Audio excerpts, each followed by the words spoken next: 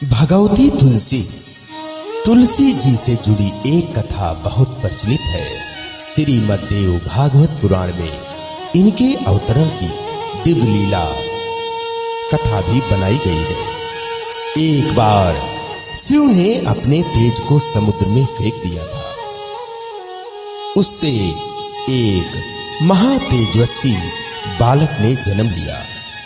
यह बालक आगे चलकर जालंधर के नाम से पराक्रमी दैत्य राजा बना। इसकी राजधानी का नाम जालंधर नगरी था। दैत्यराज कालनेमी की कन्या वृंदा का विवाह जालंधर से हुआ। जालंधर महाराक्षस था। अपनी सत्ता के मद में चूर उसने माता लक्ष्मी को पाने की कामना से युद्ध किया, परंतु समुद्र से ही उत्पन्न होने के कारण माता लक्ष्मी ने उसे अपने भाई के रूप में स्वीकार किया। वहां से पराजित होकर वह देवी पार्वती को पाने की लालसा से कैलाश पर्वत पर गया। भगवान देवाधिदेव शिव का ही रूप धरकर माता पार्वती के समीप गया, परंतु मां ने अपने योग बल से उसे तुरंत पहचान लिया तथा वहां से अंतर्ध्यान हो गई। देवी पार्वती ने क्रुद्ध होकर सारा वृत्तांत भगवान विष्णु को सुनाया।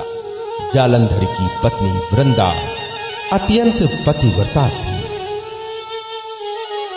उसी के पतिव्रत धर्म के शक्ति से जालंधर ना तो मारा जाता था और ना ही पराजित होता था। इसीलिए जालंधर का नाश करने के लिए वृंदा के पतिव्रत धर्म को भंग करना बहुत जरूरी था।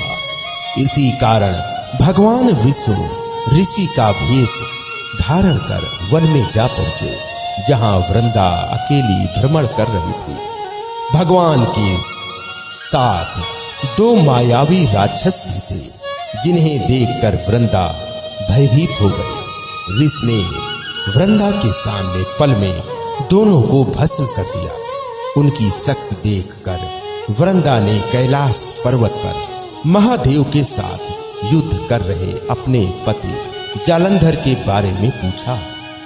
ऋषि ने अपने माया जाल से दो वानर प्रकट किए। एक वानर के हाथ से जालंधर का सिर था और दूसरे के हाथ में धड़।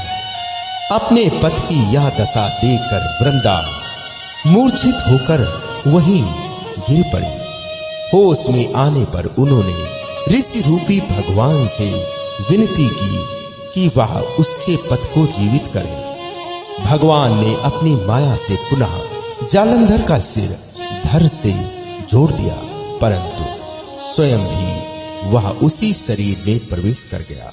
वृंदा को इस छल का जरा भी आभास नहीं हुआ। जालंधर बने भगवान के साथ वृंदा पतिव्रता का व्यवहार करने लगी, जिससे उसका सतीत्व भंग हो गया। ऐसा होते ही वृंदा का पति जालंधर युद्ध में हार गया। इस सारी लीला का जब वृंदा को पता चला तो उसने क्रुद्ध होकर भगवान विष्णु को शिला होने का श्राप दे दिया तथा स्वयं सती हो गई। जहां वृंदा भस्म हुई वहां तुलसी का पौधा उगा। भगवान विष्णु ने वृंदा से कहा, हे वृंदा, तुम अपने सतीत्व के कारण मुझे लक्ष्मी से भी अधिक प्रिय हो गई हो। अब तुम तुलसी के रूप में सदा मेरे साथ रहोगी। जो मनुष्य भी मेरे शालग्राम रूप के साथ तुलसी का विवाह करेगा, उसे इस लोक और परलोक में विपुल यश प्राप्त होगा। जिस घर में तुलसी होती है वहां यम के दूत भी असमय नहीं जा सकते। गंगा व नर्मदा के जल से स्नान तथा तुलसी का पूजन बराबर माना जाता है। चाहे मनुष्य कितना भी पापी क्यों ना हो, मृत्यु के समय जिसके प्राण मंजरी रहित तुलसी और गंगा जल मुख में रखकर निकल जाते हैं, वह पापों से मुक्त होकर वैकुंठ धाम को प्राप्त होता है। जो मनुष्य तुलसी व आंवलों की छाया में अपने पितरों का श्राद्ध करता है, उसके पितर मोक्ष को प्राप्त होते हैं। उसी दैत्य जालंधर की यह भूमि जलंधर नाम से विख्यात है। सती वृंदा का मंदिर मोहल्ला कोट के किशनचंद में स्थित है और यह भी कहा जाता है कि इस स्थान पर एक प्राचीन गुफा थी जो सीधे हरिद्वार तक जाती थी। सच्चे मन से 40 दिन तक सती वृंदा देवी के मंदिर में पूजा करने से सारे मनोरम पूर्ण होते हैं।